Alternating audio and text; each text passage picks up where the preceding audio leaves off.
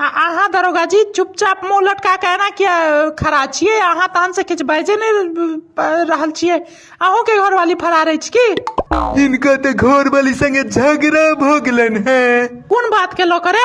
हिनकर घर वाली के आवाज से हिनका परेशानी रहन, तो घर वाली कहलकन कि अहाँ के हमार आवाज से जैसे से परेशानी हुई तो आई के बाद अहाँ के हमार आवाज सुनाइए नहीं देत। घर वाली गुंगा बौक भ गेलखिन की?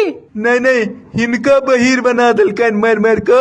मारथा पर से रौ पाय वह दुआरे तहन से किछु बाज नहीं रहल छथिन। सुनबे नहीं करे छथिन, गज बहिर क दिलके न तो बजथिन की, सुनथिन तहन न बजथिन रो।